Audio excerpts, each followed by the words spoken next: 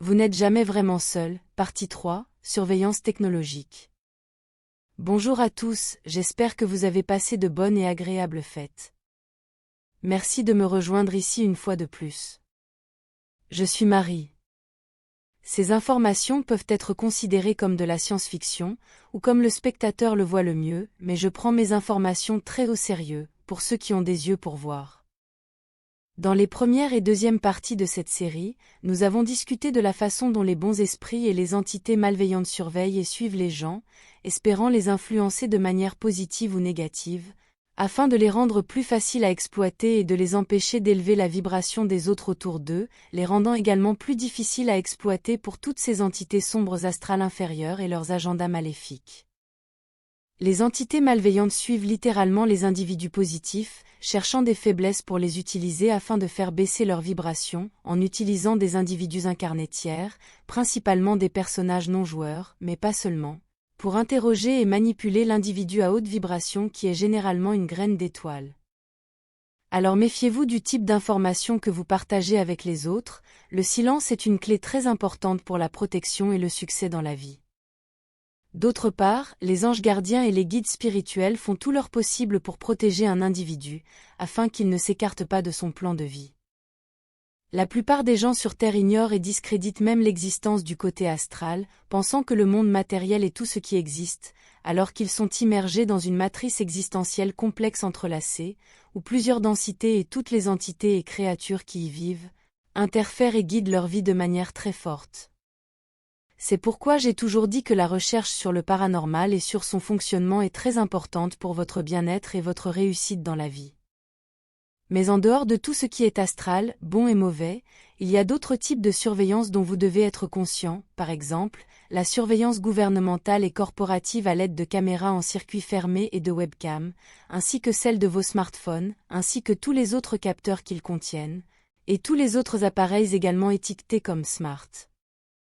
Pour aggraver les choses, récemment, la surveillance gouvernementale et corporative est devenue encore plus compliquée, car elles utilisent maintenant l'électronique des nouvelles voitures pour collecter des données sur votre activité, non seulement où vous allez, mais aussi ce que vous dites à l'intérieur de votre voiture et avec qui vous vous associez. Remarquez que les nouvelles publicités de voitures mettent toute leur attention sur la connectivité Internet incluse dans la voiture, sur son tableau de bord, et sur la façon dont vous pouvez connecter votre smartphone à la voiture, etc. Alors qu'elles ne vous donnent plus aucune information pertinente sur le type de moteur qui se trouve sous le capot et sur ce dont il est capable. Lorsque vous voulez acheter une nouvelle voiture, cela devrait être l'information la plus importante et la plus pertinente, et non les applications que vous pouvez utiliser à l'intérieur. Cela vise à attirer toute l'attention du public sur l'importance et la pertinence de la connectivité, tout en écartant ou en détournant l'attention du moteur et de sa mobilité, qui devrait être l'intérêt du public, car en fin de compte, l'agenda des cartels corporatifs est de supprimer tous les transports privés, laissant la population dépendante des transports super contrôlés qu'ils veulent leur fournir, principalement les transports publics. Ce problème de surveillance des véhicules et de transmission des informations de leurs propriétaires aux entreprises de la cabale, derrière le dos du public et sans leur consentement, est encore pire dans le cas des véhicules électriques qu'ils poussent si fort de nos jours comme s'ils étaient la réponse à la pollution et aux autres problèmes. Alors qu'en réalité ce n'est pas le cas, comme je l'ai expliqué dans mes vidéos sur les problèmes avec les véhicules électriques. La plupart des gens ignorent complètement cette surveillance technologique de la cabale corporative à laquelle ils sont soumis, et cela leur importe peu. Le citoyen moyen pense qu'il n'intéresse ni aucun gouvernement ni aucune agence, et il pense même que c'est amusant de penser que s'ils étaient sous surveillance, ceux qui les surveillent s'ennuieraient beaucoup en les observant, car leur vie est si normale.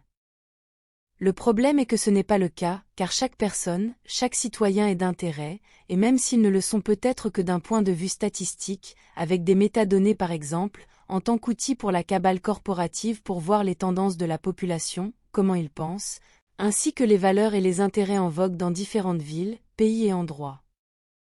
Tout cela est destiné à la plus grande cabale pour savoir quels changements et quelles réglementations ils doivent imposer à la population, et combien d'entre eux sont nécessaires pour guider la perception et les intérêts des gens, de manière à ce que leurs grands agendas de contrôle de la population puissent avancer aussi efficacement que possible.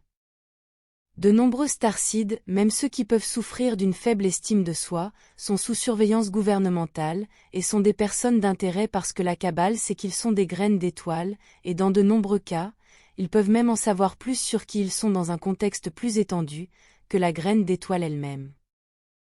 Ils peuvent connaître des choses telles que leur identité stellaire, et craindre qu'ils ne deviennent un problème pour eux, s'ils s'activent, deviennent actifs, se souviennent de qui ils sont, ou s'éveillent. Comme je l'ai expliqué dans bon nombre de mes vidéos sur la Fédération Galactique, ils communiquent et travaillent avec les gouvernements sur Terre, et avec les sociétés secrètes qui les contrôlent. Donc sachez que la Kabbale a accès à des informations détaillées sur l'identité d'au moins la plupart des starseeds vivant sur Terre maintenant, en particulier ces grandes et puissantes graines d'étoiles qui agissent activement contre eux. La Kabbale, qui est le gouvernement derrière tous les gouvernements, dispose également de dispositifs technologiques qui peuvent lire l'aura des starseeds pour recueillir des informations sur leurs fréquences et leurs vibrations, afin d'en savoir plus sur leur identité et leur origine stellaire. Ces dispositifs sont montés dans le nez des hélicoptères et des avions équipés de fusées éclairantes spéciales ou d'un équipement infrarouge à vision frontale. Tous les avions équipés de fusées éclairantes ne surveillent évidemment pas les starseeds. Pourtant, ils disposent d'engins dédiés pour lire et recueillir des informations sur les gens, afin de pouvoir comprendre toute personne qui pourrait devenir un problème pour eux. Cette technologie de lecture de l'aura est simple à comprendre même si elle semble très avancée ou digne de la science-fiction. C'est un simple spectromètre sensible qui lit les variations de couleurs dans le champ d'aura autour d'une personne. On la compare à une base de données qui leur indique quelle combinaison de couleurs correspond à quelle race stellaire, voire même à quelle planète, une personne dans un corps humain a pu être incarnée, ou peut encore l'être, dans le cas des personnes qui sont entrées dans la vie sur Terre en utilisant un pod d'immersion technologique non humaine. La Kabbale considère toutes ces personnes non humaines, les starseeds, comme des agents étrangers qui travaillent très probablement contre leurs intérêts, par conséquent, ont besoin d'une surveillance. C'est particulièrement vrai lorsque la Kabbale détecte qu'une personne graine d'étoile ou une autre est sur Terre en utilisant la technologie d'immersion, car celles-ci sont très certainement en mission et travaillent pour atteindre un ou plusieurs objectifs particuliers, très certainement contre les leurs. Lorsqu'une personne devient trop gênante pour la Kabbale, elle peut alors devenir une cible individuelle, ou elle peut commencer à être attaquée par plusieurs moyens, généralement en utilisant une technologie de faisceau dirigé et des armes à fréquence, dans le but de les neutraliser ou de les éliminer. Et ces armes sont partout, car elles utilisent les tours de téléphonie cellulaire pour transmettre des ondes destructrices en direction des individus indésirables. Il y a un autre niveau à cette surveillance technologique, et c'est que les entités astrales inférieures sombres l'utilisent également pour recueillir des informations sur les individus positifs à haute vibration, afin de chercher des faiblesses à exploiter. Ces entités astrales inférieures peuvent entrer dans un PNJ matriciel, des personnages non joueurs avec une vibration basse, donc vulnérables, et qui font partie du système de surveillance technologique de la Kabbale, afin de pouvoir accéder à toutes ces informations du côté des vivants. Et comme vous pouvez le soupçonner, de nombreuses personnes matricielles dans ces types d'emplois ne sont que des vaisseaux vides, manipulés par des entités astrales inférieures sombres, voire des démons. Je dis cela non pas pour vous rendre paranoïaque, c'est simplement quelque chose dont vous devriez être conscient. Et comme beaucoup d'entre vous le soupçonnent, oui, vous pourriez être suivi. Allons plus loin. Comme les gouvernements de la Kabbale régressive surveillent les personnes et les starseeds, de nombreuses races stellaires le font également, car elles surveillent constamment leurs graines d'étoiles et les personnes d'intérêt depuis leurs vaisseaux spatiaux. Comme c'est le cas avec les guides spirituels et les entités astrales inférieures, où un côté surveille avec une technologie pour abaisser la vibration et contrôler la population, tandis que l'autre fait de même, mais pour guider et aider leurs amis et leurs familles incarnées dans des corps humains. Un reflet clair de la dualité, et du bon vieux combat entre le bien et le mal. De nombreuses races stellaires observent leurs starseeds depuis l'espace, en utilisant une technologie orbitale dans des packs de capteurs, généralement placés dans le nez de leurs vaisseaux spatiaux. Mais ils suivent et surveillent le plus souvent leurs personnes d'intérêt en utilisant des drones avancés, qui sont principalement des sphères alimentées par un petit mais puissant réacteur à point zéro, comme je l'ai décrit en détail dans les vidéos sur les drones que j'ai publiées au début de l'année 2023.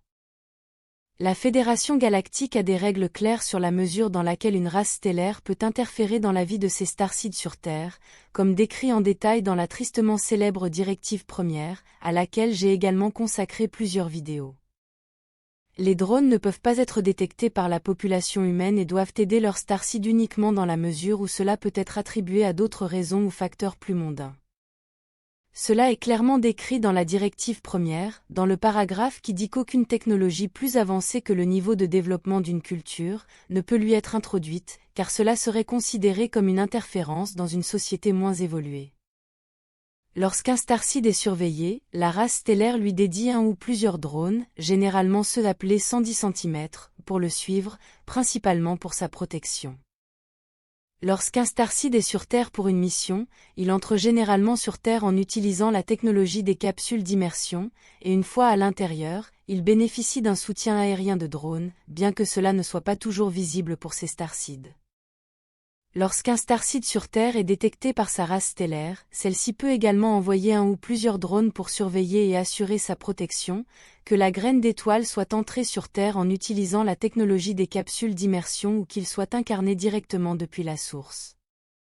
Le soutien ou la protection qu'un drone peut fournir ne peut atteindre qu'un certain niveau en raison des capacités du drone lui-même, et des règles de la directive première qu'il doit suivre, tout en respectant autant que possible le plan de vie des individus et lorsqu'il est connu.